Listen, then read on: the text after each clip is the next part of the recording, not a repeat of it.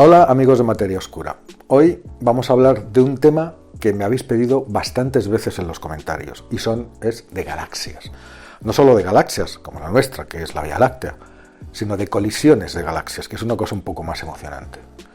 Sí, porque las galaxias chocan entre ellas y no lo hacen de vez en cuando, sino continuamente.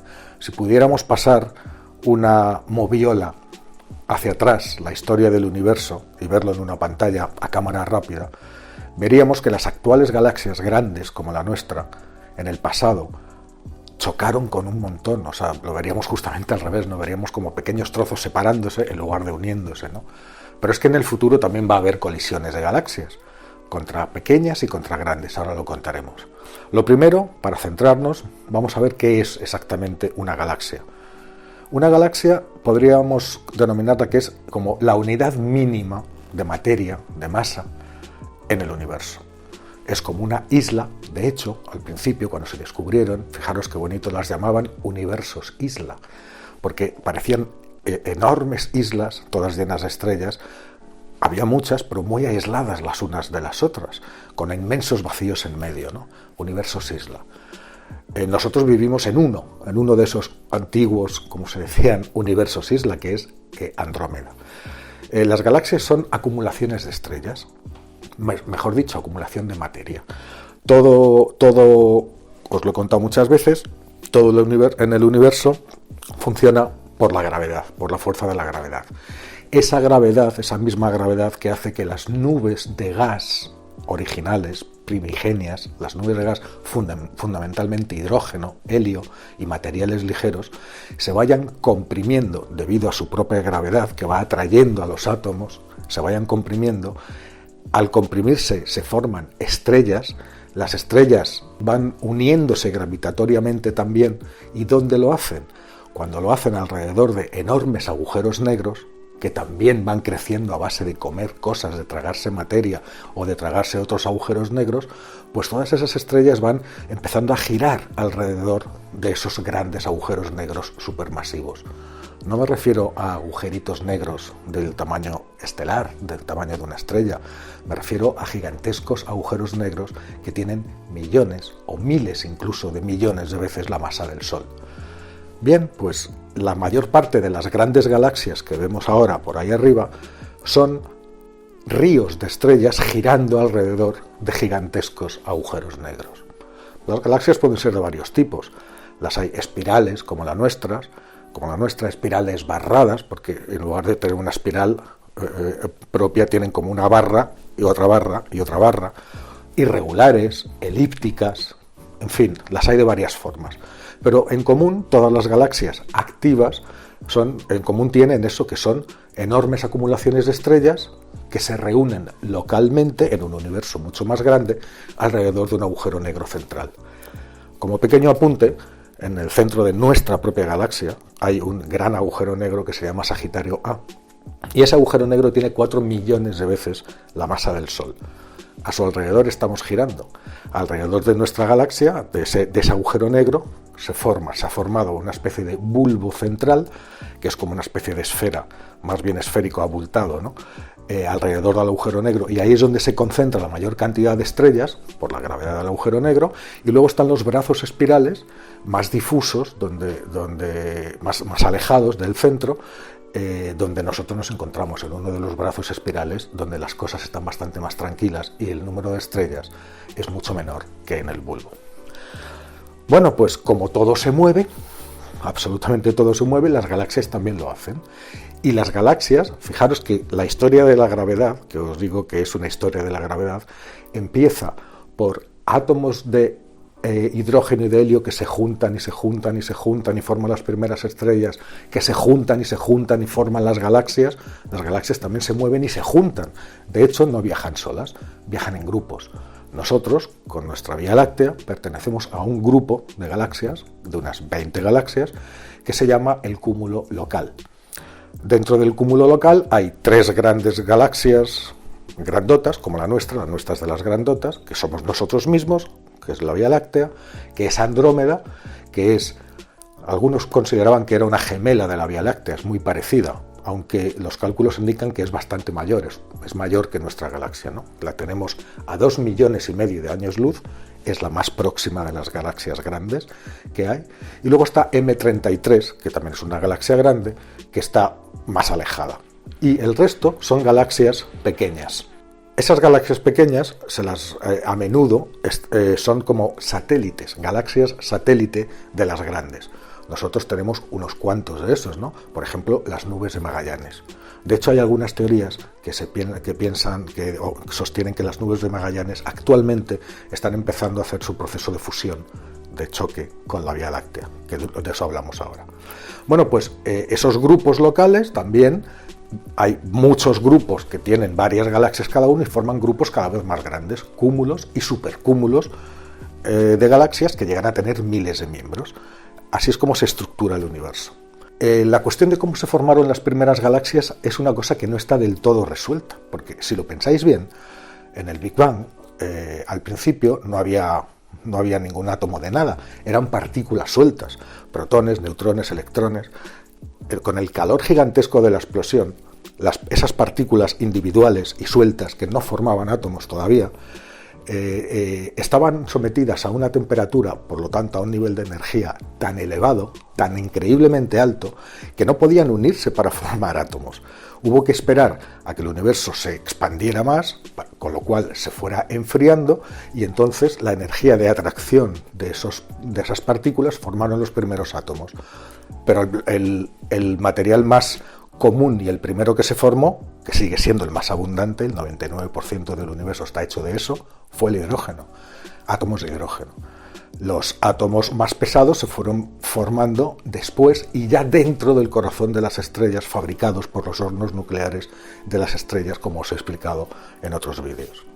Es decir, que al principio el único material disponible para construir estrellas y por lo tanto galaxias era el hidrógeno y algo de helio y algún otro elemento, pero siempre elementos ligeros. ¿Cómo es posible que empezaran a crecer las galaxias tan rápidamente? ¿Cómo es posible que seamos capaces de ver hace más de 13.000 millones de años, o lo que es lo mismo, a más de 13.000 millones de años luz, galaxias ya bastante grandes, muy grandes? ¿De dónde sacaron el material para construirse y para formarse y hacerse tan grandes tan cerca del Big Bang, que son unos 13.700 millones de años de antigüedad? Bueno, los científicos van resolviendo eso. Lo que sí parece claro es que galaxias como la nuestra han ido haciéndose más y más grandes, ¿cómo? Pues a base de canibalizar galaxias, a base de irse comiendo, tragando a otras galaxias que se cruzaban en su camino. Es por lo tanto una historia violenta. La historia de la Vía Láctea es una historia violenta. Los científicos han descubierto que hasta el momento, por lo menos hemos tenido 5 colisiones con galaxias más bien grandecitas, que tenían más de 100 millones de estrellas. La nuestra tiene entre 100.000 y 300.000 millones, no sabemos el número exacto, pero es decir, muchísimo más, ¿no? Bueno, pues con galaxias, 5 colisiones con galaxias de más de 100 millones de estrellas y por lo menos otras 20 con galaxias menores, de 10 millones, entre 10 y 100 millones de estrellas, más pequeñitas. ¿Y cómo sabemos eso? Pues por la huella que dejan. Primero, tenemos que explicar cómo se produce una colisión entre galaxias.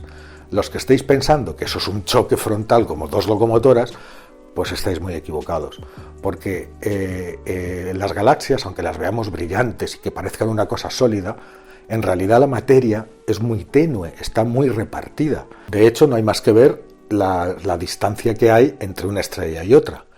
Si imagináramos, por ejemplo, que en la vida real que nuestro Sol es una pelota, imaginaros una pelota, bueno, pues la estrella más próxima, la más cercana al Sol dentro de nuestra galaxia, que es Alfa Centauri, estaría como a unos 300 kilómetros. Es decir, hay muchísimo vacío y las estrellas salpicando ese vacío. Entonces, ¿cómo se producen esas colisiones? Bueno, más que colisiones es un proceso de asimilación o de fusión. Es decir, es como si trenzamos los dedos. No chocan los dedos, sino que se entrelazan entre ellos. Bueno, pues una galaxia entra dentro de la otra. Si tiene la fuerza y la velocidad suficiente, la atraviesa por completo. La gravedad de la galaxia más grande hace que frene, vuelve otra vez, la vuelve a atravesar y en ese baile de irse atravesando una y otra vez, al final acaban uniendo y formando un solo objeto mucho más grande. Cuando la galaxia, la diferencia de tamaños es muy grande, es decir, cuando una galaxia muy pequeña choca contra una galaxia mucho más grande, como puede ser ahora mismo nuestro caso, bueno, pues es posible que la atraviese una vez o dos veces. Por ejemplo, hay una pequeña galaxia que se llama Sagitario, que sabemos que la tenemos en órbita, estamos anexionándola en estos momentos. Esos procesos duran muchos años, millones de años, no es algo que podamos ver en una escala de tiempo humana, pero sabemos que ha atravesado nuestra galaxia por lo menos 2 o 3 veces, de parte a parte, ¿no? Y que acabará justamente dentro. Pero claro, una cosa es que no choquen frontalmente, es posible que alguna estrella individual choque con alguna otra. Eventos de colisión menor pueden suceder. Lo que sí sucede es una alteración gravitatoria enorme. Os he dicho que una galaxia, igual que casi todo el resto de las cosas del universo, es un equilibrio de la gravedad. Todo ocupa su sitio y si nada lo molesta, sigue dando vueltas, seguimos dando vueltas. Pero imaginaros un objeto galáctico, por muy pequeño que sea en comparación, es un pedazo de galaxia, pues de 100 o de 10 o de 50 millones de estrellas, atravesando eso. Lo que hace es alterar las órbitas de un montón de estrellas. Y esto cuando son pequeñas, cuando son más grandes, muchísimo más. ¿Cómo sabemos que la galaxia nuestra ha devorado, se ha tragado por lo menos a otras 20 ya? Pues haciendo cálculos y observaciones muy precisas dentro de nuestra galaxia, de las estrellas que la forman, podemos encontrar corrientes estelares, como ríos de estrellas, que resulta que sus movimientos son ligeramente diferentes a los del resto de las estrellas que orbitan al agujero negro. Y haciendo ingeniería inversa podemos ver esos movimientos de dónde vienen. Y nos llevan a que antes formaban parte de otra galaxia que entró en la nuestra, se quedó la pequeña, sí, destrozada gravitatoriamente, es decir, dejó de ser un paquete de estrellas y se convirtió en una cosa alargada, y ese hilo, ese río de estrellas ajenas, lo podemos localizar, y de hecho se localiza. Hay otras veces que se encuentran galaxias más grandes y más hechas. Hace apenas unas semanas, de hecho, un equipo de investigadores cumplió un hito y encontró una galaxia muy grande, pero muy grande, incrustada en el corazón de nuestra propia Vía Láctea. Fijaros lo que es esto. Os he dicho antes que en una galaxia se constituye, primero está el agujero negro, luego el bulbo de estrellas y luego el disco donde están los brazos espirales. Bueno, pues en el bulbo, en el núcleo, en el halo de la galaxia, en esa acumulación de estrellas que rodean al agujero negro, es justamente ahí, incrustada dentro, es donde está esta galaxia que la han bautizado como Heracles. Heracles por el héroe griego al cual Zeus concedió la inmortalidad. ¿Por qué no lo habían visto antes si era tan grande?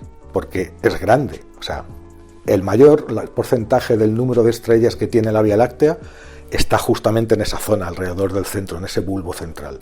Bueno, pues Heracles tiene por lo menos 1/3 de todas las estrellas que hay en esa región. Es decir, muchísimos millones de estrellas. Era una galaxia grande. Bueno, pues no la han podido ver porque nosotros estamos fuera de esa zona, estamos, como os he dicho, en los brazos espirales, y cuando miramos hacia adentro, ¿qué vemos?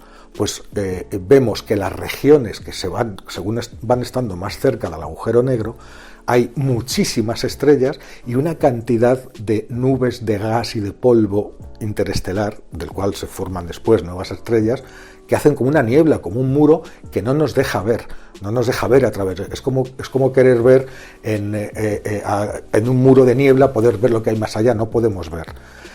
Por eso, lo que sabemos es, a medida que se han ido desarrollando los telescopios de infrarrojos, que son capaces de atravesar esa barrera física y ver lo que hay en el otro lado, bueno, pues se han dado cuenta, tras una investigación de 10 años y midiendo el brillo en infrarrojo de millones de estrellas que están justamente ahí, pues se han dado cuenta de que esas estrellas difieren en sus movimientos, en sus brillos, en sus trayectorias, del resto de esa zona de la galaxia, ¿no?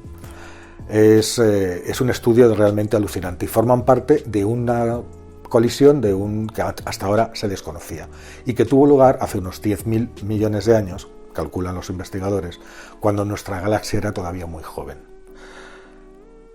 ¿Se están produciendo ahora grandes colisiones? Porque os estoy hablando de las pequeñas.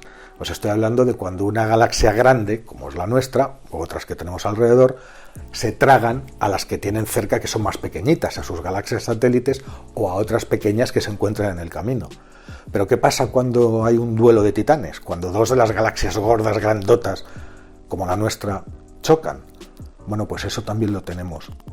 Hay unas fotos que os estoy poniendo ahora mismo que son una maravilla, captadas muchas por el telescopio espacial Hubble, que son de colisiones galácticas de grandes galaxias que se están produciendo justamente en estos momentos. Por ejemplo, la galaxia de las antenas. Se llama así, la galaxia de la antena, por esa forma que tiene, pero esa forma que tiene, si os fijáis bien, no es una galaxia, son dos que están ahora mismo cruzadas una dentro de la otra. Nosotros, en nuestras cortas vidas, lo vemos como si fuera un objeto estático, pero si pudiéramos pasar la cámara rápidamente, a millones de años por segundo, pues veríamos cómo eso lo está cruzando y lo está atravesando. Se han hecho simulaciones, muchas simulaciones informáticas, os pongo ahora también el vídeo de alguna de ellas, donde se ve cómo es el proceso de una fusión de galaxias.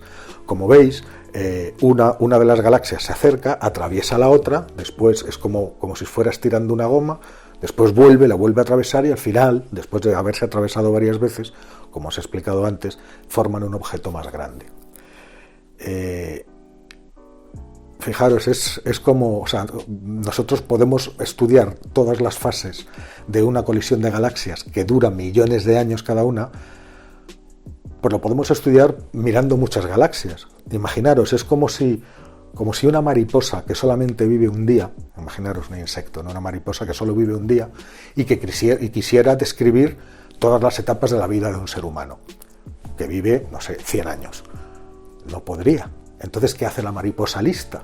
Pues primero estudia a un bebé recién nacido, luego estudia a un niño de 3 años, luego estudia a un chavalito de 10 o 12 años, luego estudia a un adolescente, luego a un joven de 20, luego a una persona ya madura de 30 a 40, luego a una persona más madura de 60 y a otro de 80. Y haciendo esos estudios por separado de objetos diferentes, de humanos diferentes, es capaz de reconstruir toda la historia de la vida de un ser humano. Pues nosotros somos esa mariposa y hacemos exactamente lo mismo con las galaxias. Y lo hacemos también con las estrellas, que también viven mucho. Las cogemos en distintos momentos de su evolución, estrellas o galaxias diferentes, y estudiamos los distintos momentos y entre todos esos momentos reconstruimos la historia de una colisión galáctica o de vida y muerte de una estrella, que también se hace con eso, ¿no? Ese ejemplo servirá para daros cuenta, ¿no? Bueno, pues esto que os enseño aquí son momentos de colisiones de galaxias que en estos momentos se están produciendo. Bueno, decir en estos momentos, por ejemplo, me invento las cifras, si estamos captando ahora una imagen que está, a 500 millones o a 1.000 millones de años luz de distancia, y ahí captamos esta imagen de una colisión galáctica, la luz que nos está llegando ha tardado 1.000 millones de años en llegar, con lo cual cuando la vemos, estamos viendo tal y como era hace 1.000 millones de años cuando la luz salió de allí. Es decir, no sabemos cómo está ahora. En este momento, en el presente, que no lo podremos ver, lo que está sucediendo ahora en esa colisión galáctica no lo podremos ver hasta dentro de otros 1.000 millones de años, cuando la luz que está emitiendo ahora llegue hasta aquí. Así es, por eso mirar lejos en el espacio es también mirar al pasado. Bueno, sabemos que estas colisiones grandes se producen. ¿Y la nuestra? ¿Y la Vía Láctea? Ya hemos visto que ha tenido como 20, que sepamos, 20 colisiones pequeñas y se las ha tragado a todas. ¿Tenemos prevista alguna colisión grande? Pues por supuesto que sí. Y la tenemos al ladito. Os la he nombrado antes, con Andrómeda. Andrómeda es otra galaxia gigante, como la nuestra, pero incluso se cree que es hasta más grande que la nuestra, y es la galaxia grande más cercana que tenemos. Está a unos 2,5 millones de años luz, es decir, la vemos ahora como era hace 2,5 millones de años, y se está acercando hacia nosotros. en ruta de colisión. También la nuestra se mueve. Bueno, las dos galaxias se están aproximando a una velocidad considerable, cercana a los 400 kilómetros por segundo. 400 kilómetros por segundo más cerca, es decir, 400 kilómetros más cerca por cada segundo que pasa. Eso quiere decir que van a chocar, van a colisionar. ¿Cuándo va a ser eso? Bueno, pues si a esa velocidad, que es mucha, pero hay que cubrir 2,5 millones de años luz, pues se calcula que para dentro de muchísimo tiempo, cerca de 4.000 millones de años, faltan para esa colisión. Pero avancemos hacia el futuro. ¿Qué es lo que va a pasar? Bueno, pues a medida que Andrómeda gigantesca se acerque, se irá haciendo más grande en el cielo si es que queda alguien para mirar el cielo y verlo, ¿no? Y cuando esté cerca, veremos todo su disco maravilloso ocupando una parte cada vez más grande del cielo a medida que se acerque. Después se producirá este encuentro, ¿no? Esta fusión. No sabemos a ciencia cierta si va a ser una colisión frontal o si va a ser primero de refilón, como en las fotos que hemos visto antes, y se van a atravesar varias veces. Lo que sí sabemos es que al final los dos objetos van a formar uno solo, es un objeto que los científicos están empezando ya a llamar, cuando se refieren a él, lactómeda, que es una mezcla entre Vía Láctea y Andrómeda, ¿no? Y que va a ser muchísimo más grande de lo que es individualmente ahora cada una de esas galaxias, y que evidentemente la desestabilización gravitatoria de miles de millones de estrellas, eso es un hecho, porque cuando esas dos masas se acerquen va a pasar de todo. ¿Y nuestro Sol? Pequeñito ahí, en una esquina de la Vía Láctea, ¿dónde va a ir a parar? Bueno, no lo sabemos, pero hay 3 escenarios posibles. El primero es que después de la fusión, desde luego, se va a desestabilizar, lo que pasa es que se desestabiliza todo junto, el Sol con todos sus planetas, todo el sistema solar, chiquitín, ahí en medio de esas galaxias, o de esas dos galaxias fundiéndose, va a estar como en una tormenta de gravedad, como si fuera una especie de cascarón de nuez en medio de una tormenta, ¿no? En el mar de gravedad, zarandeado para todas partes. Ese zarandeo le puede llevar a que se quede en la zona externa de la futura gran galaxia que se formará cuando las dos se junten, o puede incluso ser que le mande lejos, que le expulse de la Vía Láctea y que tanto el Sol como nuestro sistema solar al completo, vete a saber si con o sin planetas, eso depende de los patadones gravitatorios que recibamos, pues que resulte que se queden expulsados de la fusión de esas dos galaxias y se conviertan en una estrella, el Sol, errante, acompañada a lo mejor de alguno de los planetas. No lo sabemos. Hay muchas simulaciones y según el escenario que se considere, el resultado es uno o es otro. Evidentemente, eso sucederá si la fusión de las galaxias empieza dentro de unos 4.000 millones de años. El proceso entero de fusión va a durar como mínimo otros 1.000 millones de años más, es decir, unos 5.000 millones de años. Y sabemos que para entonces nuestro Sol habrá agotado su combustible y tendremos otras cosas de las que preocuparnos mucho más cercanas e inmediatas, como que es que el Sol se convierta en una gigante roja y se trague a la Tierra directamente. Con lo cual, lo que pase con las fusiones de galaxias, la verdad es que no nos va a afectar mucho, porque ya, con toda probabilidad, nuestro planeta habrá desaparecido hace mucho tiempo. Bueno, pues esto es, en resumen, muy resumido, esta historia de galaxias. Si tenéis preguntas, hacerlas, estaré encantado de contestarlas. Dentro de poco haremos un directo en el cual podemos ampliar y podemos hablar de nuevo de estas cosas. Y ya, como os digo siempre, si os ha gustado este vídeo, por favor suscribiros y darle a los likes, que es la única manera de que vayamos aumentando de número.